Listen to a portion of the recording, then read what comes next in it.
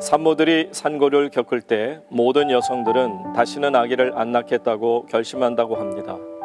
저는 호주에서 30년을 넘게 살면서 두 아이들을 그곳에서 낳다 보니 분만실에 들어가서 고통스러워하는 아내와 12시간도 넘게 함께하면서 내가 과연 아내의 입장이 되어 해산의 고통이 몰려올 때 내 아내처럼 침착하게 참아낼 수 있을까 생각해 보기도 하였습니다.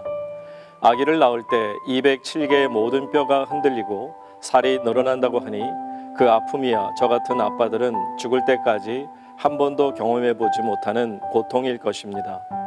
그러나 다시는 아기를 낳지 않을 거야 그런 결심을 한 여성들이 둘도 낳고 셋도 낳고 제가 아는 어떤 분은 9명의 아들, 딸들을 낳았습니다. 어떻게 이런 일이 가능할까요? 그것은 바로 뒤의 기쁨이 앞의 고통을 잊어버리게 하기 때문입니다. 기쁨은 아픔을 삼키는 마술을 지니고 있습니다. 둘째, 셋째, 아홉째까지의 아기를 임신하는 것은 결과의 기쁨이 과정의 고통을 삼켜버리는 경험을 여성분들이 맛보았기 때문입니다. 오늘의 아픔은 내일의 행복을 준비합니다. 좀 더 나아가 현재의 아픔 없이는 내일의 행복을 기대할 수 없다고 말할 수 있습니다.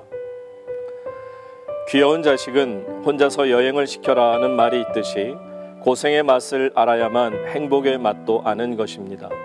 제가 어렸을 때만 해도 겨울철 놀이로는 팽이치기가 으뜸이었습니다. 끈이 달린 팽이채로 팽이를 치면 무자비한 것 같아도 팽이는 쳐야 돌지 잠깐만 내버려 두어도 쓰러져 버리고 맙니다.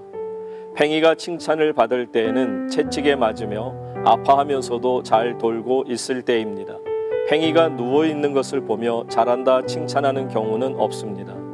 팽이에 크레용으로 색칠을 해서 돌리면 정말 멋이 있었습니다. 아픈 채찍 속에 아름다운 율동이 창조되었던 것이죠.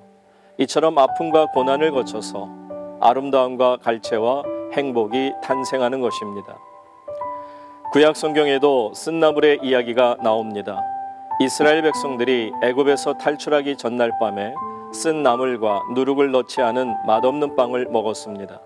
이것도 하나님의 백성이 되려면 그리고 노예 생활에서 해방되려면 적어도 그런 고통의 과정을 거쳐야 된다는 하나님의 뜻이었던 것입니다.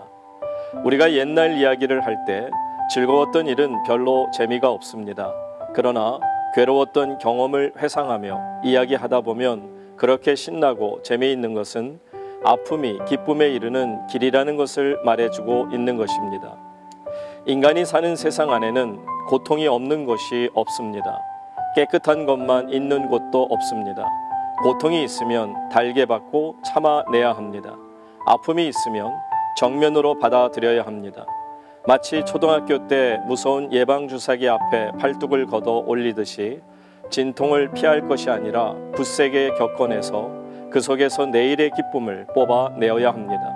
진통 없이 좋은 것은 태어나지 않습니다. 감이라고 하는 과일은 푸를 때 많이 떫은 감일수록 홍시가 되어서는 더 달다고 합니다. 많이 떫을수록 홍시때는 그만큼 달다는 것이죠. 푸를 때 별로 떫지 않은 것은 익으면 아무 맛도 없게 된다는 것입니다. 또 떫은 감이 오래 간다는 사실입니다. 인생의 떫은 맛을 많이 본 사람이 달콤하고 성숙한 인생이 됩니다. 오늘의 아픔을 결코 두려워하지 말아야 합니다. 분명히 오늘의 아픔이 내일의 기쁨을 가져올 것이라는 소망을 간직하고 의연하게 아픔을 아파해야 합니다. 고난 당하기 전에는 내가 그릇 행하였더니 이제는 주의 말씀을 지키나이다.